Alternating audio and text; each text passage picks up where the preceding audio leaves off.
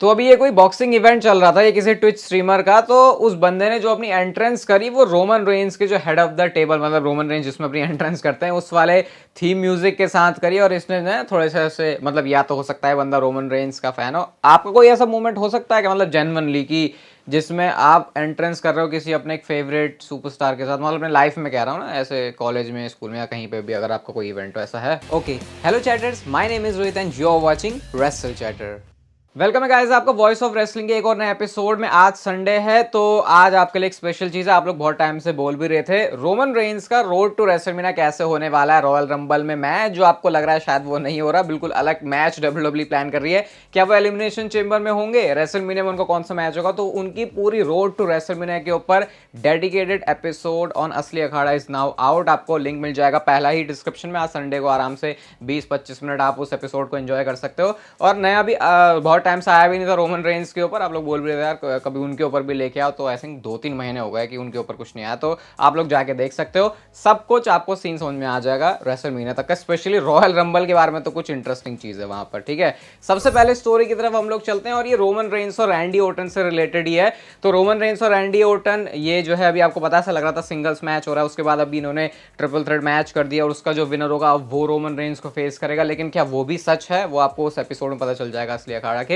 तो यहाँ पे एक ये वीडियो आई है जहाँ पे खुद रैंडी ओर्टन बोल रहे हैं कि मतलब ये बैक एंड फोर्थ वाली जो वीडियो वो अब डब्ल्यूडब्ल्यूई ने निकाली, जो कभी कभी ऐसा नहीं होता माइक पे नहीं आती। तो यहाँ पे रैंडी ओर्टन बोल रहे हैं रोमन रेंज को कि अगर तुम मुझे लाइन में पीछे भेजना चाहते हो मैं सारी फाइट करके तुम तक पहुंचूंगा। ये चैंपियनशिप भले ही तुम पे अच्छी लग रही है लेकिन ये मेरे पे ज्यादा अच्छी लगेगी। और रोमन रेंज यहाँ पे जवाब दे रहे हैं कि अपना जो मुंह है उसको बंद कर दो, तुमको ये अर्न करनी पड़ेगी। तो ये काफी इंटरेस्टिंग बैक एंड फोर्थ था यहाँ पे। और डब्ल्यूडब्ल्यूई ने अब जाके इसको पोस्ट किया था, क्योंकि कई बार ऐसा नहीं होता। एक रोमन रेंज का कौन सा प्रोमो था, वो क्राउन जूल से जाते हुए था या कहीं तो था, जो उन्होंने माइक पे इतनी मस्त तरीके से बात बोली थी। तो कई बार जो चीज़ माइक पे नहीं आती वो डब्ल्यूडब्ल्यूई के इस तरीके के कैमरा से कैप्चर हो जाती है, जो ऑब्वियसली डब्ल्यूडब्ल्यूई बाद में डाल भी देती है।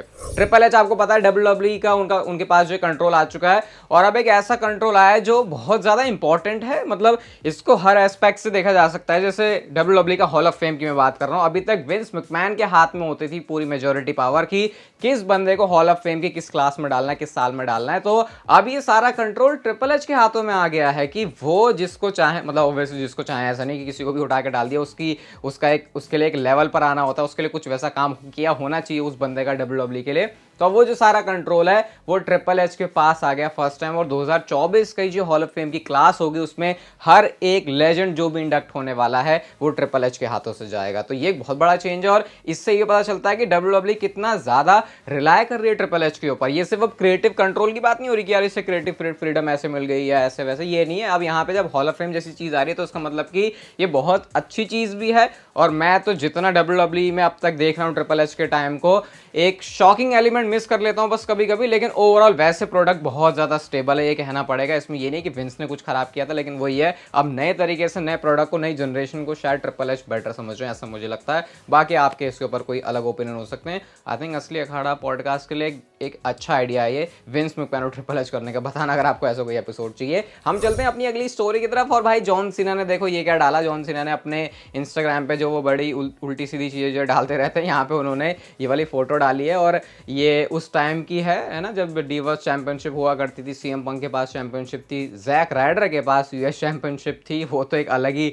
दौर लग रहा है। डैनियल ब्रायन के पास वर्ल्ड हेवीवेट चैंपियनशिप, वो केन वाला सीन, तो उसको इन्होंने जस्ट पोस्ट किया। और ये टाइम देख के ऐसा लग रहा है यार, ऐसा तो लग रहा है कि ये तो अभी कुछ टाइम पहले की बात है, इतना अचानक से कब चेंज हो गया। क्योंकि डैनियल ब्रायन अभी कंपनी में नहीं है, ना जैक राइडर है, अभी जो बेथ फिनिक्स हैं वो एक्टिव नहीं है, तो बहुत सारी चीज़ें चेंज हो जाती हैं। और कोफी किंगस्टन के पास उस समय टैग टीम चैंपियनशिप थी, तो ये भी एक इंटरेस्टिंग है। तो ऐसे डाल देते हैं कभी कभी जॉन सीना, बाकी ज़्यादा कुछ बताने के लिए यहाँ पर है नहीं। रॉयल रंबल के पोस्टर की बात करते हैं तो आपको पता ही होगा रॉयल रंबल का पोस्टर एक ऐसे डब्ल्यूडब्ल्यूई ने उल्टे सीधे सिर लगा के बना दिया। बहुत सारे लोगों ने इसको क्रिटिसाइज भी किया कि भाई ये कैसा पोस्टर तुमने बना दिया। सबसे ज़्यादा ड्रू मैकिंटायर ने किया, क्योंकि ड्रू मैकिंटायर इस पोस्टर में नहीं थे। बट गाइस जो अपडेटेड पोस्टर है, यहाँ पे आप देख सकते हो कि ड्रू मैकिंटायर भी आ चुके हैं। और ये एक अपडेट है, इसके बारे में थोड़ी सी है ना, शार्लेट फेयर आई थिंक अब इस पोस्टर से जा चुकी जो पहले थी, ऐसा शायद मुझे कुछ तो याद आ रहा है। तो ये अब सही है। अब ड्रू मैकिंटायर ने अभी तो वैसे कुछ रिएक्ट किया नहीं इसके ऊपर, लेकिन बहुत सारे लोगों को ये उल्टे मुंह वाला पोस्टर पसंद नहीं आ रहा है, क्योंकि देखने में भी परेशानी हो रही है। अगर इसको उल्टा करके देखोगे तब पता चलेगा कि पोस्टर पर कहीं सीएम पंक भी है, क्योंकि वैसे वो समझ में नहीं आ रहा है कि इस पोस्टर में कहीं है।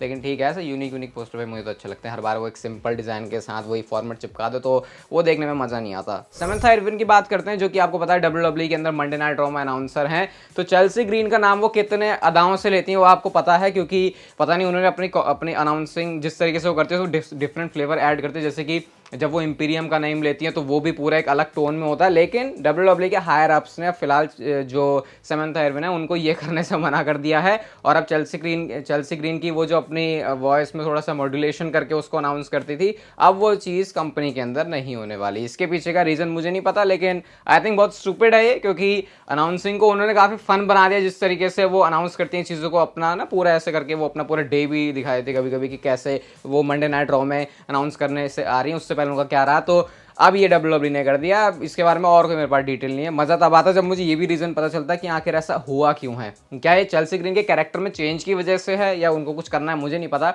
अभी इंपीरियम के बारे में तो ऐसा पता नहीं चला कि वो विंची, काइजर और गुंथर का नाम भी क्या उसके टोन चेंज करेंगे, लेकिन ये अलग ऐसा अलग करके दिखा रहे तो भाई पता नहीं। ट्रिपल एच ने देखा नहीं होगा शायद मामलों को, अगर देखते तो शायद ये चेंज ना होने देते। साशा बैंक्स के बारे में बात करते हैं तो पिछले कुछ टाइम से मैं आपको बता रहा हूँ कि शायद जो साशा बैंक्स हैं वो डब्ल्यूडब्ल्यूई में आ सकती हैं। अब तो उन्होंने कुछ नेक्स्ट लेवल पे चीज़ें करी, क्योंकि उन्होंने अपनी इंस्टाग्राम की जो स्टोरीज हैं वहाँ पर अपना वो जो कार्टून डब्ल्यूडब्ल्यूई का फंको पॉप बोलते हैं ना इसको, वही है जो भी है, गुड्डा बोलेंगे हम तो अपनी सिंपल सी भाषा में, तो उन्होंने वो डालना शुरू कर दिया। स्मैकडाउन का भी डाला है, रॉ का भी डाला है। तो पता नहीं अब क्या ऐसा साशा बैंक्स दिखाना चाह रही है। रॉयल रंबल नज़दीक है, ये भी हमने सुन लिया था कि एडब्ल्यू में शायद ही जाने वाली हैं साशा बैंक्स। तो अब शायद उनकी जो डायरेक्शन है वो होने वाली है सिर्फ और सिर्फ डब्ल्यूडब्ल्यूई कंपनी। और ये मुझे मतलब यूजुअली मतलब कोई हार्श तरीके से नहीं बोला, लेकिन लौट के बुद्धू घर को आए वाला सीन मुझे लग रहा है साशा बैंक्स के साथ, क्योंकि उन्होंने ही खुद ऐसे अपना ना रिलेशन कुछ बिगाड़ा था, क्योंकि उनके साथ कुछ गलत हुआ था। तो ईगो में बहुत सारे लोग उसको बोलते हैं,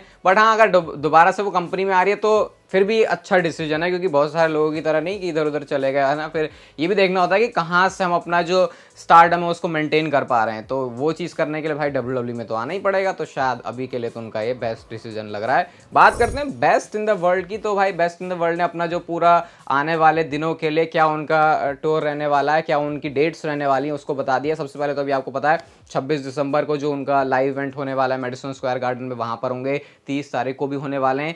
8 तारीख को जो जनवरी में मंडे नाइट रॉ का एपिसोड होगा वहाँ पर भी होंगे। 22 तारीख को भी होंगे, और उसके बाद रॉयल रंबल में भी होंगे। अभी मुझे ऐसे लग रहा है कि शायद जो डेट्स हैं मंडे नाइट रॉ की वो उनकी और होने वाली हैं, क्योंकि मतलब 2 रॉ के एपिसोड में आएंगे ऐसा मुझे तो नहीं लग रहा है, क्योंकि रॉयल रंबल की बिल्ड उनको थोड़ी अच्छी सी बनानी पड़ेगी। तो बीच में भी जो एपिसोड्स हैं उसमें भी मैं एक्सपेक्ट करूंगा। आई थिंक 2 एपिसोड है ना 8 के बाद, नहीं एक ही है, हाँ एक एपिसोड और है। तो हाँ फिर तो 2-3 ही है, तो शायद एक में छुट्टी ले भी सकते हैं। तो ये कुछ शेड्यूल रहने वाला सीएम पंक का, मतलब कि काफ़ी वर्क रहने वाला उनका आने वाले कुछ 30-35 दिनों के अंदर। अगली स्टोरी कोडी रोड्स से रिलेटेड है। तो कोडी रोड्स ने अक्टूबर मंथ में डब्ल्यूडब्ल्यूई के साथ एक नया कॉन्ट्रैक्ट साइन कर लिया है। मतलब ये आई थिंक वो कॉन्ट्रैक्ट जो उन्होंने रेसलमेनिया में साइन किया था जब उनका सेथ रॉलिन्स से मैच हुआ था, उसके बाद से अब उन्होंने साइन किया, रिन्यू किया, जो भी आप इसको कह सकते हो। और अब डब्ल्यूडब्ल्यूई और ज़्यादा कोडी रोड्स के ऊपर फोकस करने वाले, क्योंकि जब भी कोई सुपरस्टार डब्ल्यूडब्ल्यूई के साथ कॉन्ट्रैक्ट साइन करता है इसका मतलब कि वो डब्ल्यूडब्ल्यूई को भरोसा दे रहा है। ये मैंने अपनी पिछली वीडियो में बोला था किसी सुपरस्टार के लिए। तो अब कोडी रोड्स के साथ भी शायद चीज़ें अच्छी हो सकती हैं, और एक्सपेक्ट कर रहे हैं कि रेसलमेनिया में उनका मैच होने वाला है रोमन रेंस के साथ। तो क्या वहाँ पर एक विक्ट्री आ रही है? अगेन उसको हमने डिस्कस किया अभी जो लेटेस्ट एपिसोड आया रोमन रेंस का, तो वहाँ पे जाके आप उसे सुन सकते हो। लेकिन हाँ कोडी रोड्स के लिए दिन तो अच्छे जाएंगे, इस बात में कोई भी शक नहीं, क्योंकि कॉन्ट्रैक्ट जो साइन किया है डब्ल्यूडब्ल्यूई उनको उस तरीके से रिवॉर्ड भी करेगी। अगली स्टोरी की तरफ हम लोग चलते हैं, और ये Karen Cross and Authors of Pain से रिलेटेड है। कल वाली वीडियो में मैंने आपको बताया था, परसों वाली में बताया था कि वो आने वाले हैं। कल वाली वीडियो में वो स्मैकडाउन में एक तरीके से उनके हिंट हमको मिल भी गए, और पीडब्ल्यू इनसाइडर की तरफ से ऑफिशियली फाइनली रिपोर्ट आ गई है कि जो Karen Cross and Authors of Pain का ये जो फैक्शन आने वाले, जिसमें पॉल एलरिंग भी जो उनके पुराने वाले मैनेजर थे वो भी होंगे, ये फाइनली 5 जनवरी को अपना डेब्यू रिटर्न या जो भी इसको बोल सकते हो वो करने वाले हैं। तो यहाँ से ऑफिशियली ये अपना जो रन है उसको स्मैकडाउन में शुरू कर देंगे, और उसके बाद ये रेगुलर होंगे टीवी पे, समझ रहे हो। मतलब एक और नई फैक्शन आने वाली है। किसी ने मेरे से पूछा था कि भाई ऐसा नहीं लग रहा आपको डब्ल्यूडब्ल्यूई ज्यादा फैक्शंस को इंट्रोड्यूस कर रही है? मैं बोलूंगा ज्यादा फैक्शंस को इंट्रोड्यूस नहीं करी, जितनी फैक्शन होनी चाहिए उतनी फैक्शन अब हो रही है, क्योंकि पहले जो डिपेंड करती थी WWE वो सिंगल सुपरस्टार्स के ऊपर करती थी, टैग टीम के ऊपर तो डिपेंड करने लायक मुझे लगता नहीं, टैग टीम मुझे लगता है खुद और चीजों पर डिपेंड हो रहा है। ट्रिपल एच ने भी आकर उसको खास चेंज नहीं किया, लेकिन फैक्शन जरूरी होते हैं। और अब ये वाले जो ऑथर्स ऑफ पेन और कैरन क्रॉस की फैक्शन है जिसमें स्कारलेट बूड्रॉ भी होंगी, तो उनका भी एक डिफरेंट रोल यहाँ पे हमको देख सकता है। शार्लेट फेयर के बारे में शायद अब मैं आपको कोई फाइनल अपडेट बता रहा हूँ, इसके बाद शायद कुछ महीनों बाद ही बताऊंगा, क्योंकि शार्लेट फेयर की जो सर्जरी है वो होगी जनवरी में, और जनवरी के बाद 9 महीने और लगेंगे उनको रिकवरी के लिए, जैसे WWE ने बताया है। तो फिर 2024 अक्टूबर तक शायद शार्लेट फेयर टीवी पे नहीं आने वाली, उसके बाद ही कोई डेट है जहां पे शार्लेट फेयर आ सकते हैं। तो बहुत लंबा ब्रेक है उनके लिए होने वाला है, बट कोई बात नहीं, चलो अपना टाइम वो स्पेंड कर सकती हैं। एंड अच्छा तो नहीं लगता है देख के इंजरी वाला सीन, बट कोई बात नहीं, चलो विमेंस डिवीजन में ये कह सकते हैं कि और सुपरस्टार्स को मौका मिल जाएगा, तब तक अपनी रिहैब रिकवरी से शायद एक new and different Charlotte fair आ सकती हैं। और गाइज हम चलते हैं हमारी आज की नेक्स्ट एंड फाइनल स्टोरी की तरफ, और ये जुड़ी है निक ऑल्डिस वर्सेस रोमन रेंज से। तो कल वाली स्मैकडाउन की रिव्यू वीडियो में मैंने ये चीज आपको बहुत ज्यादा डिटेल में जाके बताई थी कि ये मतलब वो पूरे सेगमेंट को बैकस्टेज वाले को एक्सप्लेन किया था। तो निक ऑल्डिस वर्सेस रोमन रेंज शायद फ्यूचर के लिए एक चीज, एक प्रोग्राम तैयार हो रहा है, और यहाँ पे आपको ये सीन दिख सकता है। अभी निक ऑल्डिस मतलब शायद अब तो बताने की जरूरत नहीं, निक ऑल्डिस भाई 6 फुट 4 इंच के आसपास के आदमी है,